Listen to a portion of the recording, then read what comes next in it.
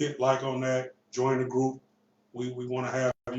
I'm sure this post right here for the people who are live feeding with me, so y'all can see what I'm talking about. I shared 3 graphs, and I got a few articles that talk about what was impending even prior to it. I got some stuff dated back to February 27th before the market even collapsed on what was happening.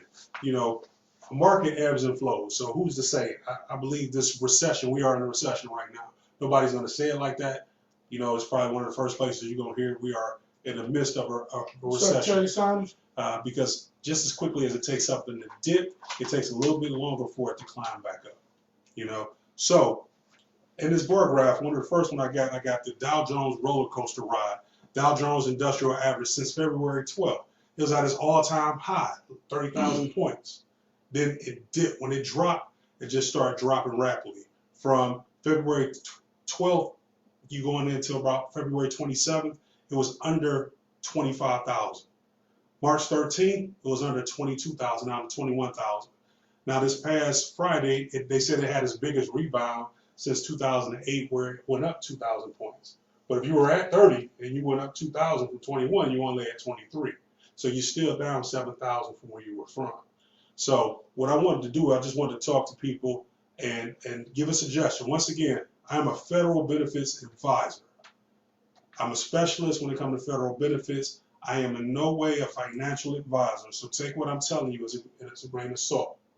However, just based on what I'm seeing, still go talk to your professionals. It is income tax time. There's a lot of people walking around with money that normally don't have the types of money that they get now. I've heard people getting $10,000 tax returns. That just seems unheard of for me right now because I always owe every year. No matter how many itemized deductions I do. But with the new Trump administration and the rules, I can deduct less and less every single year. So with that being said, once y'all take some of that money, $1,000 for little Shay Shay, little Junebug, little Kiki, and invest in the stock market. Get a Robinhood account. Get a Ameritrade account. I don't care what it is. I'm more of a Robinhood, Acorns type dude, where you could just buy stocks directly. You don't have to buy 100 at a time. $1,000 right now. I was just looking at a stock. Matter of fact, I'll share some things with you, and then I'll share these links in this as well. I looked up an article. This is by Ellen Chang from the U.S. News and World Report. 7 energy stocks that you should be looking at. And these stocks are as follows. Companies you probably heard of. One being the Kinder Morgan Company. Ticker number is KMI, or symbol is KMI. ExxonMobil Corp. I think we all heard of ExxonMobil, right? Mm-hmm. Chevron Corp. Energy Transfer. What is this other one? ExxonMobil. I'm sorry, I did say that, didn't I? EQT Corp. And EDG Resources, and last being Magellan Midstream Partners. And the reason why this particular author, Ellen Chang, picked those is because when the market dropped, these companies' prices dropped. Doesn't mean the value of the company necessarily dropped, it just means the market conditions has caused it to where everything dropped. There's a difference. Sometimes you have companies where their stock price will drop and it's based on company performance or something. Maybe they were making widgets. Now the widgets they make are obsolete. And they've done a poor job of getting new stuff to market, or they weren't doing their R&D the right way, and they're losing market share. There's a new giant coming in. That's different. This right here is the whole market drop. And I know a lot of times we sit back and we look at things and we say, these people are cerebral. They do all these numbers and things. Let me tell you, they're just as human as you. They're just as human as you. The worst time to move your money, if you already have money invested in the company, is when it drops. Because normally what you see is it ebbs and flows. It's like a roller coaster. And if you don't believe me, don't take anything I'm saying for face value. Go research every single word I'm saying. But just look at the stock market's ebbs and flows. What goes down always tends to come back up. I'm not saying a particular company always comes up, but the market itself does. So what I believe we're seeing is something called a market correction. We were just at record highs for too long. And sometimes things got to drop in order for it to. It was like home values when they overprice you. You ever see these little small homes that sell for $200,000?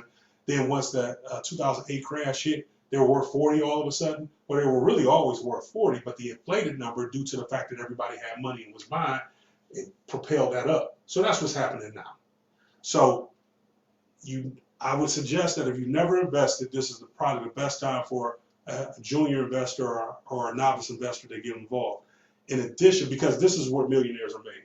These are where fortunes are made. This is where you can take 20,000 and turn it into millions over a 10, 15, 20-year period. Just, if you got it, let it sit. Buy it, let it sit, forget. Buy it and put $50 in it every single month. We blow $50 a week, most of us. So you got $50 a month. Take $1,000, buy blue chip stock. Blue chip means things that aren't going anywhere, like the auto industry, AT&T, things that you know aren't going anywhere. That's a blue chip. Invest in that. Put $50 a month in for little June bugs and shake, because we blow it. Instead of getting them Jordans, instead of getting them frivolous things like they have to have name brand. No, they kids. They don't need name brand. How about they have a name brand investment portfolio? Right. Diversify that portfolio. Diversification just means you have several different stocks. So, but I wanted to talk about something in general, then I'll move on. In this game, there's something called options.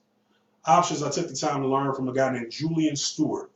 He has the SSIS forum. It's on Facebook, Julian Stewart, Stewart. Look him up. Look him up on Google, and you can also look him up on Facebook, Julian Stewart. He has a metrics in which he goes and he invests in options. So we talk about stock. You have common stock, so they have ticker symbols. I just mentioned KMI. KMI, the sticker symbol is KMI. And that's how you click on it and you see what the stock is doing day to day. Well, options is a whole nother game than stock. It doesn't matter if the stock is going up or down, you can play options. Anybody ever played dice? You ever shot craps? No, I wasn't a dice shooter. You want a dice shooter? Okay. So when you play in a dice game, it's cats on the side, they doing something called side betting.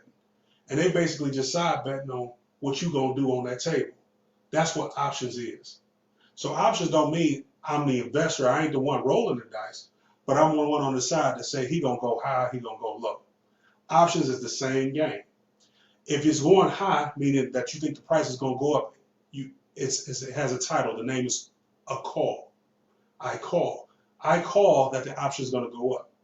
If you think a stock is gonna go up, you don't care how much, but you say the stock is gonna go up. You don't have to hit a certain level, but you say this stock is going to go up. You do want it to go up. I say it's going to go up more than $1, but you don't have to necessarily get the right price. Once it reaches that dollar, you would sell that off, and then that's how you make your money. There's another part of it is called a put, like a shop put, or put that down. Go put that over there. That's saying that I think the stock is going to go down. Mm-hmm. Well, anybody who had puts coming into this, because puts are short-term investments, they're normally like not more than 3 months out that you call it, that you see a stock is going down. And you look at something called the MACD, you look at its cash flow. There's several factors that Julian would teach you to look at. Right now they sound foreign, but if you take his class, you'll know what I'm talking about. So and the stochastic, you take a look at all this stuff, right? And you say, oh, this stock is going down. So that's your side bet. You the guy on the side when Lisa rolling her dice, you say, oh, she gonna hit a low number.